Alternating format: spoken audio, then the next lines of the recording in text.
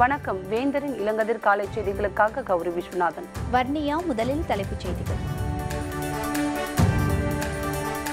மக்கள் விரோத ஆட்சி விரைவில் அகற்றப்படும், மு.க. ஸ்டாலின் உறுதி.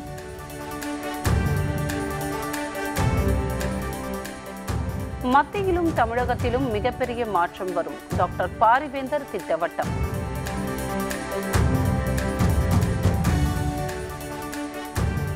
பாஜகவினர் மீண்டும் ஆட்சிக்கு வந்தால் அரசியல் சாசனத்தையே திருத்துவார்கள், முன்னாள் மத்திய நிதியமைச்சர் ப. சிதம்பரம் குற்றச்சாட்டு.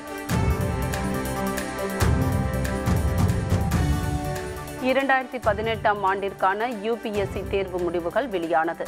ராஜஸ்தான் மாநிலத்தை சேர்ந்த கனிஷ்க் கட்டாரியா முதலிடத்தை பிடித்து சாதனை. மத்தியில் காங்கிரஸ் கட்சி ஆட்சியில் அமர்ந்ததும் தமிழகத்தில் நடைபெறும் மக்கள் விரோத ஆட்சி விரைவில் அகற்றப்படும் என திமுக தலைவர் மு.க. ஸ்டாலின் தெரிவித்துள்ளார். கள்ளக்குறிச்சி மக்களவைத் தொகுதி திமுக வேட்பாளர் கௌதம சிகாமணியை ஆதரித்து பிரம்மாண்ட பொதுக்கூட்டம் நடைபெற்றது. இதில் பங்கேற்று மு.க. ஸ்டாலின் பரப்புரை நிகழ்த்தினார். அப்போது எடப்பாடி பழனிசாமி செல்லும் இடங்களில் எல்லாம் தன்னை ஒரு விவசாயி என பேசுகிறார், கஜா புயல் வந்தபோது இந்த விவசாயி எங்கே சென்றார், 8 வழி சாலைகள் மரங்களை எல்லாம் அழித்தார்கள், எந்த ஒரு விவசாயி அப்படி செய்வாரா என்று கேள்வி எழுப்பினார். உண்மையில் அவர் விவசாயி இல்லை என்றார். எடப்பாடி பழனிசாமி எங்க போனாலும் நான் ஒரு விவசாயி. இந்த விவசாயி நாட்டை ஆள்வது ஸ்டாலினுக்கு பிடிக்கல. விவசாயி நாட்டை ஆளலாம், அப்படி விவசாயி நாட்டை ஆளுகிறப்போ ஸ்டாலின் மனப்பூர்வமாக இருப்பான், ஆதரிப்பான். ஆனால் விஷவாயு இந்த நாட்டை ஆளக்கூடாது. எடப்பாடி விவசாயி அல்ல, அவர் ஒரு விவசாயி என்று சொல்வதற்கு அவருக்கு அருகதை கிடையாது. அவர் விவசாயி அல்ல, அவர் விஷவாயு. ராகுல் காந்தி மற்றும் மு.க. ஸ்டாலின் ஆகிய இரு பெரும் தலைவர்கள் இந்தியாவிலும் தமிழகத்திலும் மிகப்பெரிய மாற்றத்தை தரவுள்ளதாக பெரம்பலூர் மக்களவைத் தொகுதி வேட்பாளரும் இந்திய ஜனநாயக கட்சி நிறுவனர் தலைவருமான டாக்டர் பாரிவேந்தர் தெரிவித்துள்ளார். மதசார்பற்ற முற்போக்கு கூட்டணி சார்பில் பெரம்பலூர் மக்களவைத் தொகுதியில் போட்டியிடும் இந்திய ஜனநாயக கட்சியின் நிறுவனர் தலைவர் டாக்டர் பாரிவேந்தர் தீவிர பிரச்சாரத்தில் ஈடுபட்டு வருகிறார். மண்ணச்சநல்லூர் மேற்கு ஒன்றியத்திற்கு உட்பட்ட திருவாசி சிவன் கோவில் திடல், நொச்சியம் பிரதான சாலை, பாச்சூர் கடைவீதி, கடுக்காத்துறை பிரதான சாலை, கோவக்கக்குடி பிரதான சாலை, கோபுரப்பட்டி அழகிய மணவாளம், உளுந்தங்குடி பிரதான சாலை உள்ளிட்ட பகுதிகளில் அவர் வாக்கு சேகரித்தார். செல்லும் இடமெல்லாம் டாக்டர் பாரிவேந்தருக்கு தொண்டர்களும் பொதுமக்களும் மேலதாளம் முழங்க பட்டாசு வெடித்தும் இனிப்புகள் வழங்கியும் உற்சாக வரவேற்பு அளித்தனர். அதனைத் தொடர்ந்து மண்ணச்சநல்லூர் பேரூராட்சிக்கு உட்பட்ட 20 வார்டுகளில் வீதி வீதியாக சென்று பொதுமக்களிடம் டாக்டர் பாரிவேந்தர் வாக்கு சேகரித்தார். மண்ணச்சநல்லூர் மடக்கு கடை பகுதியில் பேசிய டாக்டர் பாரிவேந்தர் தன்னை வெற்றி பெற செய்தால் GST வரி குறைக்கப்படும் என்றும் மக்களின் தேவைகள் அனைத்தும் நிறைவேற்றி தரப்படும் என்றார். மோடி அரசால் எந்த அளவுக்கு பாதிக்கப்பட்டிருக்கு என்பது உங்களுக்கும் தெரியும், நாட்டுக்கும் தெரியும். உங்களுக்கெல்லாம் இந்த GST கொண்டு வந்து அவளுக்கு மகா தொல்லை கொடுத்தது மட்டுமல்ல, எத்தனையோ பேர் இன்றைக்கு கடையை நடத்த முடியாமல், தொழிலை நடத்த முடியாமல் இன்றைக்கு சிரமப்பட்டு கொண்டிருக்கிறார்கள். ஆனால் மரியாதைக்குரிய ராகுல் காந்தி அவர்கள் தாங்கள் வருகிற பொழுது உங்களுடைய GST வரியை முறைப்படுத்துவோம், இப்போ ஒன்றுக்கு 28, இன்னுக்கு 18, இன்னுக்கு ஒரு 5, இந்த மாதிரி தராதரம் இல்லாமல் கண்ட மாதிரி வச்சுருக்காங்க. அதெல்லாம் முறை செய்து உங்களுக்கு நியாயமான கட்டுப்படியாகிற, சிரமம் இல்லாமல் கணக்க வைத்துக் கொள்ளுகிற அத்தகைய ஒரு முறையை உங்களுக்கு அறிமுகப்படுத்த இருக்கிறார்கள் என்பது இந்த நேரத்திலே நீங்கள் அறிய வேண்டிய ஒன்று. அதோடு இந்த பாராளுமன்ற தேர்தலில் என்னை வெற்றி பெற செய்தால் உங்களுடைய ஊர் தேவைகள் எதுவாக இருந்தாலும் அவற்றையெல்லாம் பாராளுமன்றத்தில் குரல் கொடுத்து அந்த தேவைகளை எல்லாம் நிதி அங்கே இருந்து கொண்டு வந்து உங்களுக்கு அதை முடித்து கொடுப்பேன் என்பதை நான் இந்த இடத்திலே வாக்குறுதியாக சொல்லிக்கொள்ள ஆசைப்படுகிறேன். அதனைத் தொடர்ந்து பல்வேறு பகுதிகளில் வாக்கு சேகரித்த டாக்டர் பாரிவேந்தர் புதுச்சேரி தெருவில் உரையாற்றினார். அப்போது பேசிய அவர், இந்த பகுதியில் புதிய தொழிற்சாலைகள் அதிக அளவில் தொடங்கப்படும் என்றும் அதன் மூலம் படித்த இளைஞர்கள் உள்ளிட்ட அனைவருக்கும் வேலை வாய்ப்பு கிடைக்கும் என்றும் இதனால் மக்களின் பொருளாதார நிலை உயரும் என்றார். பின்னர் அத்தானி கிராமத்தில் பேசிய அவர் ரயில் பாதை வசதி உள்ளிட்ட அனைத்து முக்கிய திட்டங்களையும் நிறைவேற்றி தருவதாக தெரிவித்தார். வாக்காளர் பெருமக்களே, வருகிற பாராளுமன்ற தேர்தலில் திராவிட முன்னேற்ற கழகத்தின் சார்பில் போட்டியிடும் எனக்கு உங்களுடைய மேலான வாக்குகளை உதயசூரியன் சின்னத்தில் இட்டு வெற்றி பெற செய்யுமாறு அன்புடன் கேட்டுக்கொள்கிறேன்.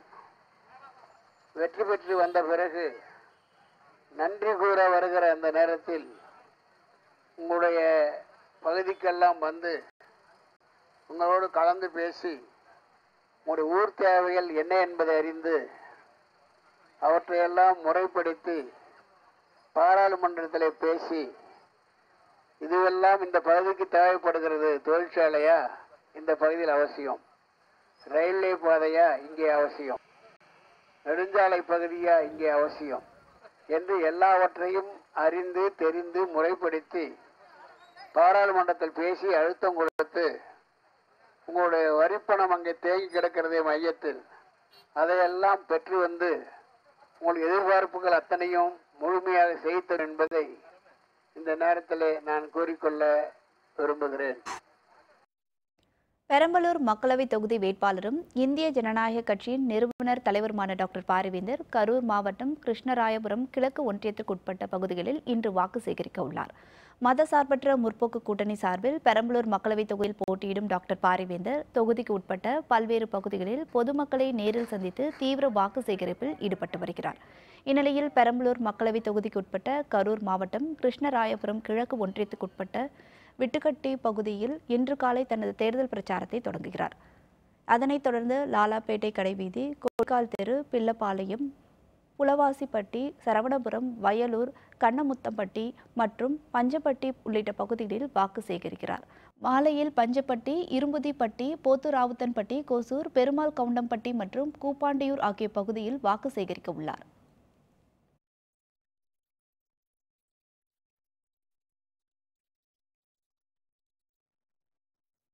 பாஜக மீண்டும் ஆட்சிக்கு வந்தால் அரசியல் சாசனத்தை திருத்துவார்கள், மாநில அரசுகளை இல்லாத அமைப்பை உருவாக்குவார்கள் என முன்னாள் மத்திய நிதியமைச்சர் ப. சிதம்பரம் கருத்து தெரிவித்துள்ளார். சிவகங்கை மாவட்டம் இளையான்குடியில் மதசார்பற்ற ஜனநாயக கூட்டணி சார்பில் நடைபெற்ற தேர்தல் பிரச்சார கூட்டத்தில் அவர் கலந்து கொண்டு பேசினார். அப்போது நாங்கள் ஆட்சிக்கு வந்தால் புதிய GST முறை அறிமுகம் செய்வோம் என்றும் மாணவ மாணவிகள் உயர்கல்வி பயில கல்வி கடன் தொடர்ந்து வழங்கப்படும் என்றார். மேலும் இந்த தேர்தல் மூலம் OPS, EPS, TTV தினகரன் ஆகிய மூவரும் அதிமுகவை கைப்பற்ற முயல்வதாகவும் குறிப்பிட்டார். புதிய பல்கலைக்கழகங்கள், நிறைய பல்கலைக்கழகங்களை தொடங்கும். ஒவ்வொரு மாவட்டத்திலையும் விவசாய கல்லூரி, ஒவ்வொரு மாவட்டத்திலையும் கால்நடை கல்லூரியை தொடங்கும். உயர் படிப்புக்கு மீண்டும் கல்வி கடன் தருவோம். ஒரு மைனாரிட்டி அரசு, அவர்களுக்கு ஆட்சியிலே அக்கறை கிடையாது. அவர்கள் அக்கறையெல்லாம் அதிமுகவை கைப்பற்ற வேண்டும். OPS கைப்பற்ற வேண்டும் என்று முனைகிறார், EPS கைப்பற்ற வேண்டும் என்று முனைகிறார், இடையில TTV கைப்பற்ற வேண்டும் என்று முனைகிறார். 3 பேரும் கட்சியை கைப்பற்றுவதிலே தான் அக்கறை காட்டுகிறார்கள் ஒழிய நாட்டு மக்களுக்கு சேவை செய்வதற்காக அவர்கள் தேர்தலுக்கு வரல. காங்கிரஸ் கட்சி வேட்பாளருக்கு ஆதரவாக தேமுதிக பொருளாளர் பிரேமலதா விஜயகாந்த் வாக்கு சேகரித்த சம்பவம் அக்கட்சி நிர்வாகிகளிடையே கடும் அதிர்ச்சியை ஏற்படுத்தியுள்ளது. திண்டுக்கல் மக்களவை தொகுதியில் பாமக வேட்பாளர் ஜோதிமுத்துவை ஆதரித்து பிரேமலதா விஜயகாந்த் தேர்தல் பரப்புரை மேற்கொண்டார். அப்போது பாமக வேட்பாளர் ஜோதிமுத்து பெயரை உச்சரித்து வாக்கு சேகரிப்பதற்கு பதிலாக கரூர் காங்கிரஸ் கட்சி வேட்பாளர் ஜோதிமணி பெயரை சொல்லி அவருக்கு ஆதரவாக வாக்களியுங்கள் என்றார். இதனால் அங்கு கூடியிருந்தவர்கள் கடும் அதிர்ச்சியும் குழப்பமும் அடைந்தனர். நீங்க போடுற ஓட்டு மூலம் தான் ஜோதிமுத்து அதிக வாக்கு வித்தியாசத்தில் இப்ப நான் படிச்சு காமிச்சேன். அதிகமான வாக்கு வித்தியாசத்தில் மாம்பழ சின்னம் நமது வெற்றி வேட்பாளர் ஜோதிமுத்து திண்டுக்கல் பாராளுமன்ற தொகுதியை வென்றெடுத்தார் என்ற வெற்றி செய்தியை தர வேண்டிய முழு பொறுப்பும் உங்களிடம் நாங்கள் ஒப்படைக்கிறோம். ராமநாதபுரம் அருகே தேர்தல் பரப்புரை மேற்கொள்ள வந்த தமிழக அமைச்சர் மணிகண்டனின் காரை அம்மா மக்கள் முன்னேற்ற கழக தொண்டர்கள் வழிமறித்து கூச்சல் குழப்பம் ஏற்படுத்தியதால் அதிமுக நிர்வாகிகள் கடும் அதிர்ச்சி அடைந்தனர். ராமநாதபுரம் மக்களவை தொகுதியில் உள்ள தங்கச்சி மடம் பகுதியில் அம்மா மக்கள் முன்னேற்ற கழக வேட்பாளர் ஆனந்த் தேர்தல் பிரச்சாரம் மேற்கொண்டிருந்தார். அப்போது பாஜக வேட்பாளர் நயினார் நாகேந்திரனுக்கு ஆதரவாக பிரச்சாரம் செய்ய தமிழக அமைச்சர் மணிகண்டன் அந்த பகுதி வழியாக காரில் வந்தார். இதனை அறிந்த அமமுக தொண்டர்கள் சிலர் அவரது காரை மறித்து கூச்சல் குழப்பத்தில் ஈடுபட்டனர். தகவல் அறிந்த போலீசார் சம்பவ இடத்திற்கு விரைந்து வந்து அமைச்சரை மீட்டு பலத்த பாதுகாப்புடன் அழைத்து சென்றனர். இந்த சம்பவம் அப்பகுதியில் பரபரப்பை ஏற்படுத்தியுள்ளது.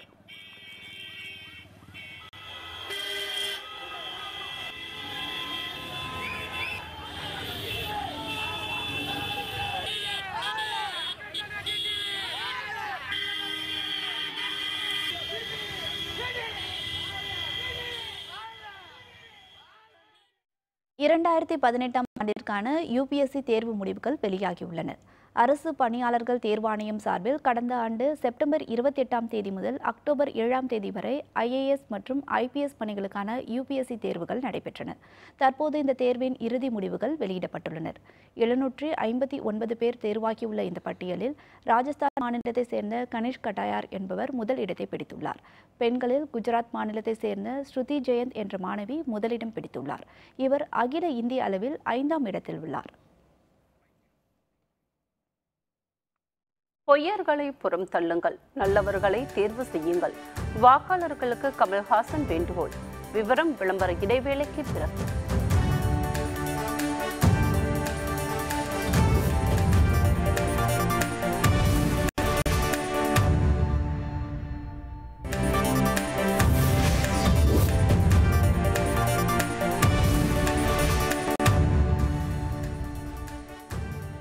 செய்திகள் தொடர்கின்றன.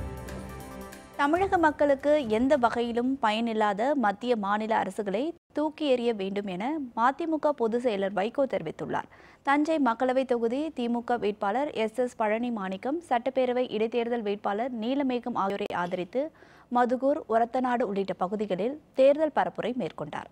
அப்போது பேசிய அவர் திராவிட இயக்கத்தையும் தமிழகத்தையும் சிலர் அழிக்க முயல்வதாக குற்றம் சாட்டினார். மேலும் தூத்துக்குடி மண்ணில் தமிழர்கள் சிந்திய ரத்தம் நீதிமன்றத்தில் நீதி கேட்கிறது என்றும் தெரிவித்தார்.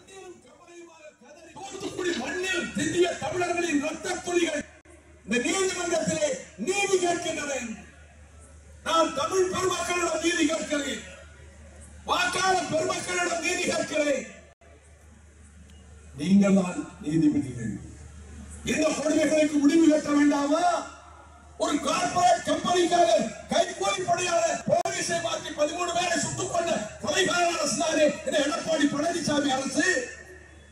இது தூக்கி எறியப்பட வேண்டும் மற்றும் தண்டிக்கப்பட வேண்டிய அரசு. இந்த தேர்தலில் பொய்யர்களை புறம் தள்ளிவிட்டு நல்லவர்களை தேர்வு செய்ய வேண்டும் என பொதுமக்களுக்கு மக்கள் நீதி மய்யம் தலைவர் கமல்ஹாசன் வேண்டுகோள் விடுத்துள்ளார்.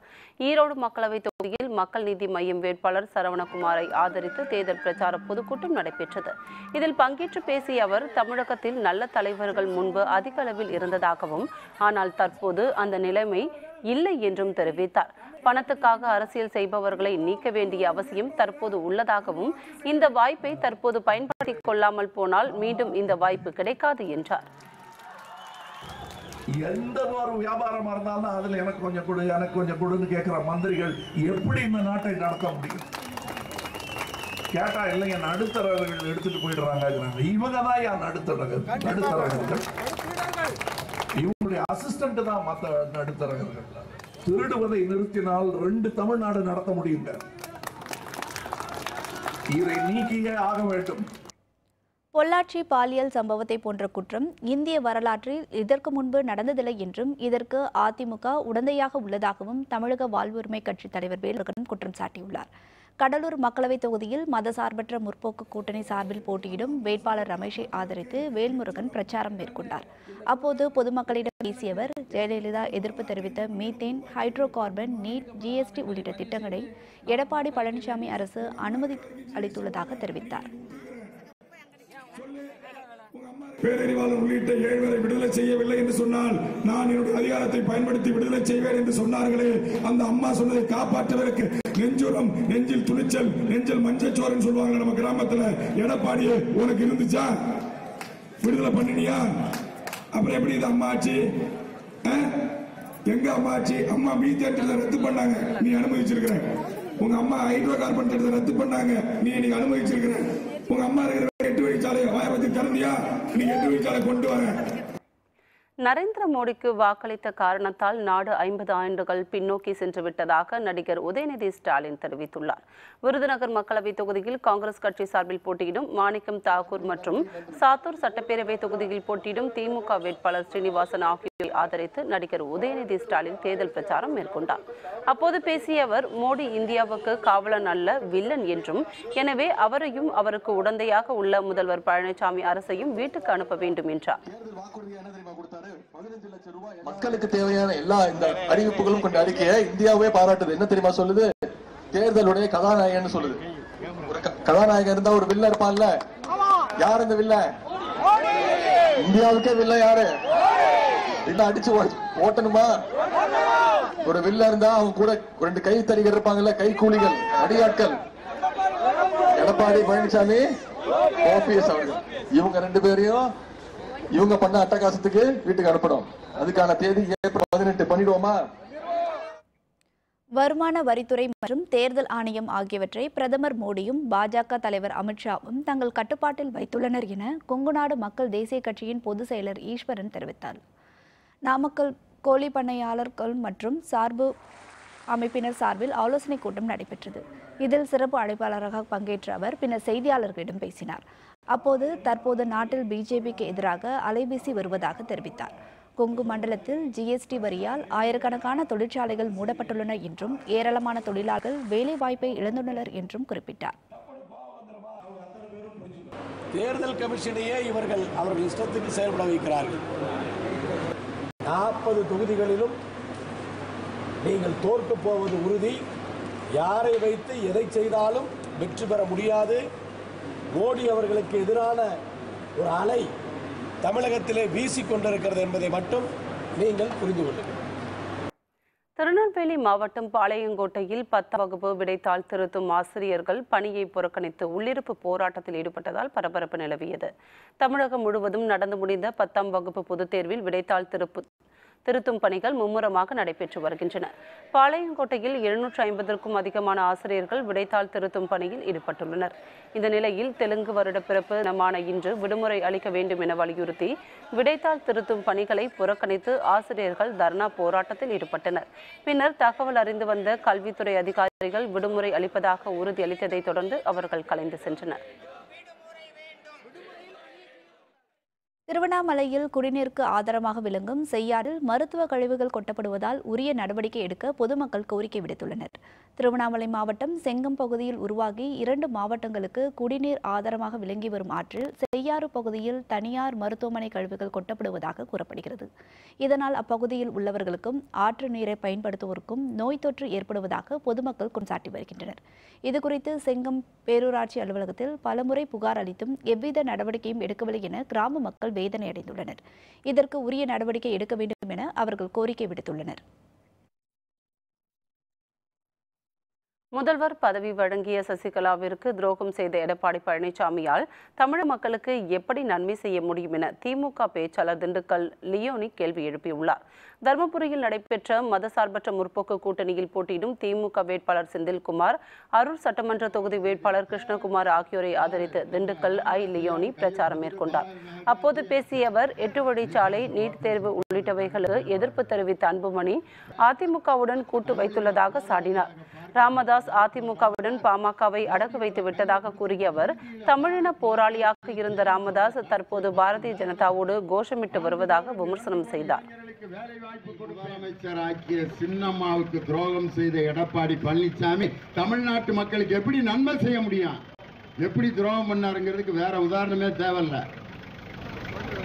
அன்னைக்கு நடராஜன் இறந்து கிடந்தப்ப சசிகலா அவர்கள் கணவனை இழந்து விதவையா உட்கார்ந்திருந்தாங்க. தன்னை முதலமைச்சராக்கிய சசிகலாவின் கணவர் இறந்தது கூட எடப்பாடி பழனிசாமி ஒரு தார்மீக ரீதியா வந்து கூட அஞ்சலி செலுத்தல. ஆனால் நடராஜனுடைய உடலுக்கு அஞ்சலி செலுத்தி மலர் வளையம் வைத்து அஞ்சலி செலுத்தியவர் எங்கள் கழகத்துடைய தலைவர் தளபதி ஸ்டாலின். இனி செய்திகளின் தொகுப்பை காணலாம். சேலத்தில் பறக்கும் படை அதிகாரிகள் நடத்திய வாகன சோதனையில் உரிய ஆவணங்களின்றி எடுத்து வரப்பட்ட 11,10,10,000 ரூபாயை தேர்தல் பறக்கும் படை அதிகாரிகள் பறிமுதல் செய்தனர். சேலம் ஏவிஆர் ரவுண்டானா பகுதியில் சோதனையில் ஈடுபட்டிருந்த போது பறிமுதல் செய்யப்பட்ட பணம் வங்கிக்கு எடுத்து செல்வதாக கூறப்பட்டது. எனினும் உரிய ஆவணங்கள் இல்லாததால் அதிகாரிகள் பறிமுதல் செய்து வருமான வரித்துறையினரிடம் படைத்தனர். மக்களவைத் தேர்தலில் 100% வாக்களிக்க வலியுறுத்தி பிள்ளைகள் பெற்றோர்களுக்கு கடிதம் எழுதும் விழிப்புணர்வு நிகழ்ச்சியில் 1,00,000 மாணவ மாணவிகள் கலந்து கொண்டனர். திருவண்ணாமலை பெண்கள் அரசு மேல்நிலைப் பள்ளியில் நடைபெற்ற இந்த விழிப்புணர்வு நிகழ்ச்சியில் மாவட்ட ஆட்சியர் கந்தசாமி கலந்து கொண்டு வாக்களிப்பதன் அவசியம் குறித்து மாணவர்களுக்கு விளக்கினார். இதில் திருவண்ணாமலை மாவட்டத்தில் உள்ள 783 பள்ளிகளைச் சேர்ந்த மாணவர்கள் பங்கேற்றனர். புதுச்சேரியில் ஆன்லைன் மூலம் லாட்டரி சீட்டு விற்ற நபரை போலீசார் கைது செய்து அவரிடமிருந்து 19,600 ரூபாய் பணம், லேப்டாப் மற்றும் செல்போன் ஆகியவை அதிகாரிகள் பறிமுதல் செய்தனர். முதலியார்பேட்டை பகுதியில் ஆன்லைன் மூலம் லாட்டரி விற்பனை செய்யப்படுவதாக போலீசாருக்கு கிடைத்த தகவலின் அடிப்படையில் வீடு வீடாக சென்று விசாரணை மேற்கொண்டதில் டோனி என்பவரை கைது செய்தனர். பயணச்சீட்டு இருந்தும் ரயில் கதவுகள் திறக்கப்படாததால் 50க்கும் அதிகமான பயணிகள் தேர்தலில் வாக்களிக்க முடியாமல் போனதாக பாதிக்கப்பட்டோர் ரயில் நிலைய அதிகாரிகளுடன் வாக்குவாதத்தில் ஈடுபட்டனர். ஏப்ரல் 11ஆம் தேதி அசாம் மாநிலத்தில் நடைபெற்ற தேர்தலில் திருப்பூரில் உள்ள அசாம் தொழிலாளர்கள் ரயிலில் முன்பதிவு செய்திருந்தனர். இந்நிலையில் கோவையிலிருந்து வந்த ரயிலில் கதவுகள் மூடப்பட்ட நிலையில் ரயில் நிலையத்தை கடந்ததால் பயணிகள் அவதியடைந்தனர். திருப்பூர் மாவட்டம் அவிநாசியில் உள்ள அவிநாசி லிங்கேஸ்வரர் கோவில் சித்திரை தேர் திருவிழாவை முன்னிட்டு குதிரை ஊர்வலம் நடைபெற்றது. இதில் ஏராளமான பக்தர்கள் கலந்து கொண்டு சுவாமிக்கு நேர்த்திக்கடன் செலுத்தி வழிபட்டனர். கருணைப்பாளையத்தில் உள்ள மாரியம்மன் கோவிலில் இருந்து மண் குதிரைகளுக்கு சிறப்பு அலங்காரங்கள் செய்யப்பட்டு சப்பரத்தில் கட்டி ஊர்வலமாக கொண்டு வந்து ஆகாசராயர் கோவிலில் வைத்து சிறப்பு பூஜை செய்யப்பட்டது.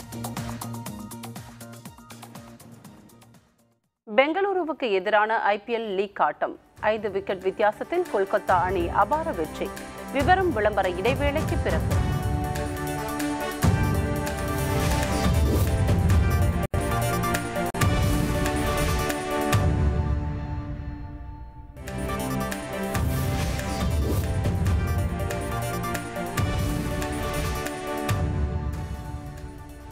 செய்திகள் தொடர்கின்றன. பெங்களூரு அணிக்கு எதிரான 17வது லீக் ஆட்டத்தில் கொல்கத்தா அணி 5 விக்கெட்கள் வித்தியாசத்தில் வெற்றி பெற்றது. 12வது IPL தொடரின் பெங்களூரு சின்னசாமி திடலில் நடைபெற்ற லீக் ஆட்டத்தில் தினேஷ் கார்த்திக் தலைமையிலான கொல்கத்தா அணியும் விராட் கோலி தலைமையிலான பெங்களூரு அணியும் மோதின. முதலில் டாஸ் வென்ற கொல்கத்தா அணி பந்து வீச்சை தேர்வு செய்தது. இதனையடுத்து முதலில் களமிறங்கிய பெங்களூரு அணி அதிரடி ஆட்டத்தை வெளிப்படுத்தியது. 20 ஓவர்கள் முடிவில் 3 விக்கெட்கள் இழப்பிற்கு 205 ரன்கள் குவித்தது. அதிகபட்சமான அணியின் கேப்டன் விராட் கோலி 84 ரன்கள் குவித்தார். Not the easiest ball to ground, and a very fine 22 yards, and Ron Gavisco alongside this was simply outstanding. I don't have words to describe this, but I've got numbers. It was 11 on 10. That's how good AB de Villiers was. இதனையடுத்து 206 ரன்கள் எடுத்தால் வெற்றி என்ற இலக்குடன் களமிறங்கிய கொல்கத்தா அணி நிதான ஆட்டத்தை வெளிப்படுத்தியது. முடிவில் 19.1 ஓவரில் 206 ரன்களை எடுத்து 5 விக்கெட்கள் வித்தியாசத்தில் கொல்கத்தா அணி வெற்றி பெற்றது. பெங்களூரு அணிதான் விளையாடிய 5வது போட்டியிலும் தோல்வியடைந்தது குறிப்பிடத்தக்கது.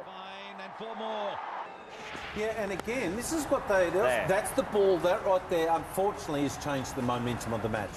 Hit it for 6. Because he needs just one, right? Right, and can I just say also, your coaching staff's got to be just quietly, like bowling outside off stump into the slots field. He gets on one knee, and then he hits you through point. He's still very good there. Now you must bowl Yorkers, then follow him there like that. That's just incomprehensible. And then to follow up with that, and then he'll carve you over backward point for 6, and now. America சீனா இடையான வர்த்தக ஒப்பந்தம் இன்னும் 4 வாரங்களுக்குள் நல்ல முடிவை எட்டும் என அமெரிக்க அதிபர் ட்ரம்ப் நம்பிக்கை தெரிவித்துள்ளார். இறக்குமதி மற்றும் ஏற்றுமதி வரி விதிப்பின் காரணமாக அமெரிக்காவுக்கும் சீனாவுக்கும் இடையே வர்த்தக போர் ஏற்பட்டுள்ளது. இது சர்வதேச வர்த்தகம் சந்தையிலும் பதற்றத்தை ஏற்படுத்தியுள்ள நிலையில் தற்போது இந்த விவகாரம் முடிவுக்கு வந்துள்ளதாக அதிபர் ட்ரம்ப் தெரிவித்துள்ளார். வாஷிங்டனில் செய்தியாளர்களிடம் பேசியவர் வர்த்தக பதற்றத்தை குறைக்கும் வகையில் இரு நாடுகளுக்கும் இடையே நடைபெற்று வந்த பேச்சுவார்த்தையில் ஒருமித்த கருத்து எழுந்துள்ளதாக தெரிவித்தார். ஒப்பந்தம் சுமூகமாக முடிவுக்கு வந்ததால் சீன அதிபர் ஜி ஜின்பிங் நேரில் சந்தித்து பேச உள்ளதாக கூறினார். முன்னதாக சீன துணை பிரதமர் லீயூ ஹூவுடன் ட்ரம்ப் பேச்சுவார்த்தை நடத்தினார் என்பது குறிப்பிடத்தக்கது. மீண்டும் தலைப்புச் செய்திகள்.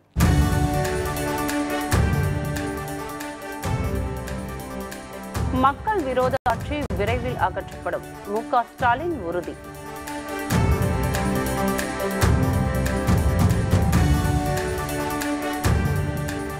மத்தியிலும் தமிழகத்திலும் மிகப்பெரிய மாற்றம் வரும், டாக்டர் பாரிவேந்தர் திட்டவட்டம்.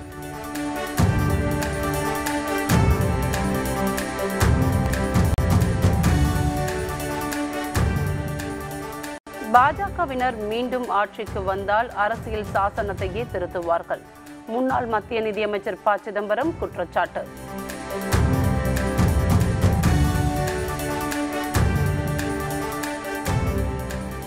இரண்டாயிரத்தி 18ஆம் ஆண்டிற்கான UPSC தேர்வு முடிவுகள் வெளியானது. ராஜஸ்தான் மாநிலத்தை சேர்ந்த கணேஷ் கட்டாயா முதலிடம் பிடித்து சாதனை.